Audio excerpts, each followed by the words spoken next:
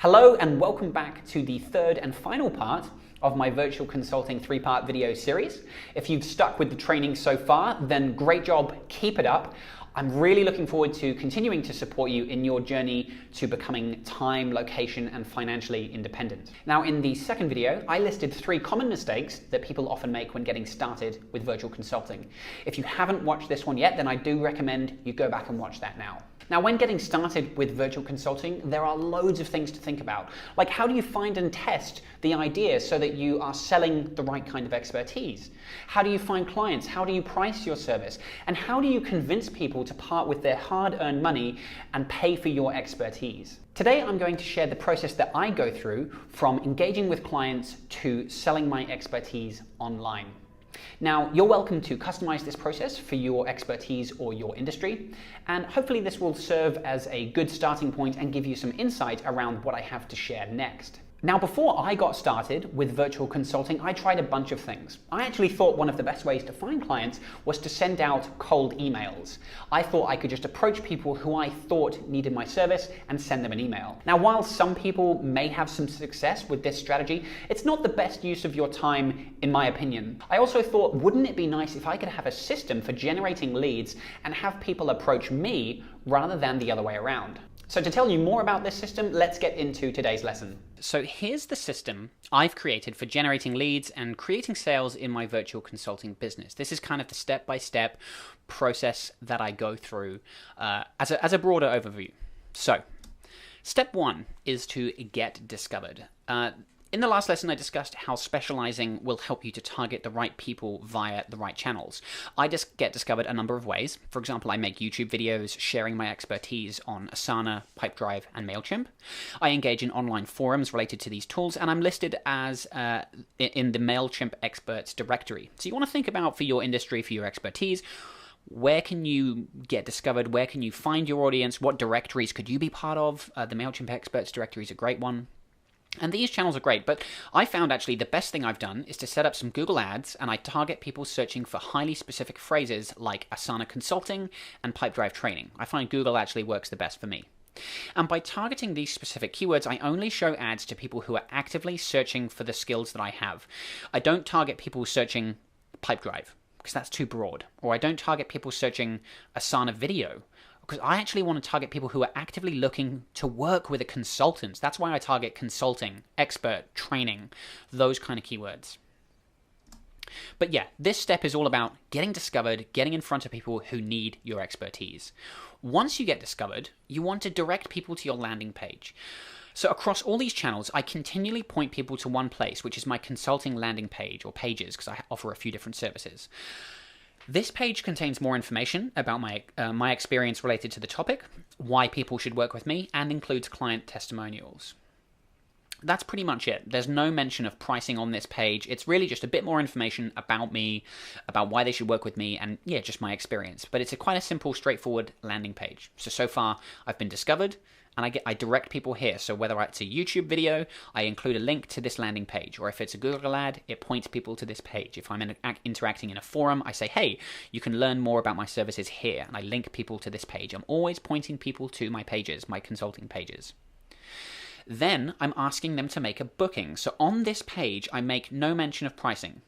The only call to action I have is book a free 30-minute introductory call with me. That's it. That's all you can do. There are no other links on the page. The only thing you can do on that page is to book a call. Not a 15-minute call, not an hour call. It's a 30-minute call. And there are a number of buttons on the page people can click, but they all point to my Calendly. Calendly is the booking software that I use. It all points people to my Calendly booking forms where I can share my availability, and that's where they can make a booking. And this booking is automatically added to my calendar. So I get up, every day, and quite often, on most days, I'll have an email that says, hey, you're talking with John today. John's asked to, chat to you about Pipedrive consulting. And so this is a really nice way, when you combine this with something like Google AdWords, you basically create an automatic system for generating business. People search for Asana consulting, my ad appears on Google, they come to my page, they make a booking. I haven't done any outreach, so that's why I love Google in particular.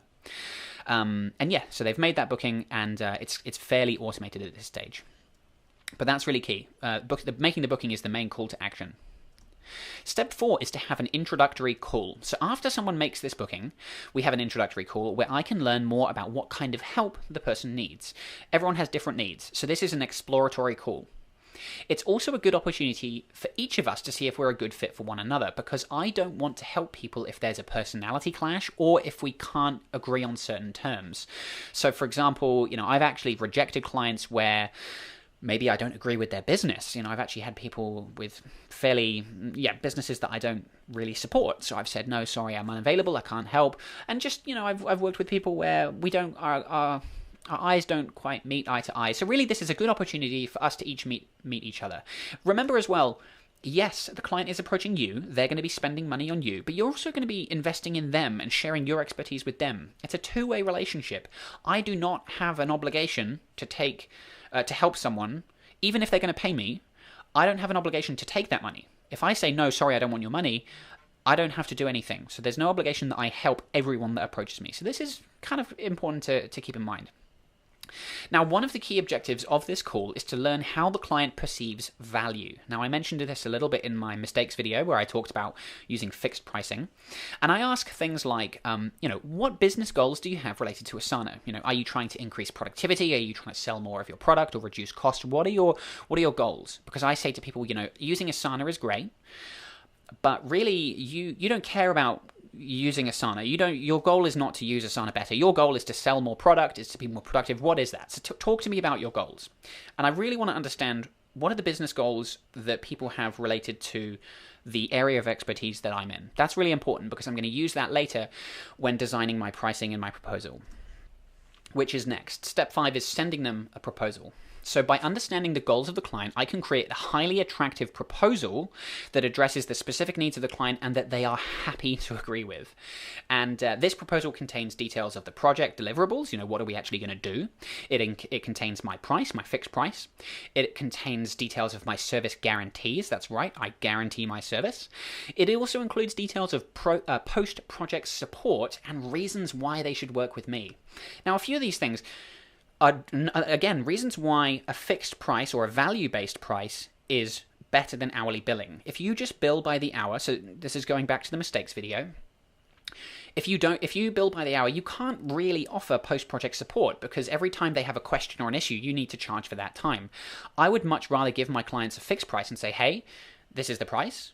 It includes 30 days support. If you have any questions during that time, I'll help you out. Whether you want to jump on Skype or if you need email support, I'll be there to help you. It's all about lowering risk for the client, and really sending this proposal is about tying all of that value together in a nice pretty bow and giving it to them. So hopefully if I've done a good job, they are going to be signing off and signing up very quickly. And so that's really step 6, which is the kind of closing the sale and collecting payment.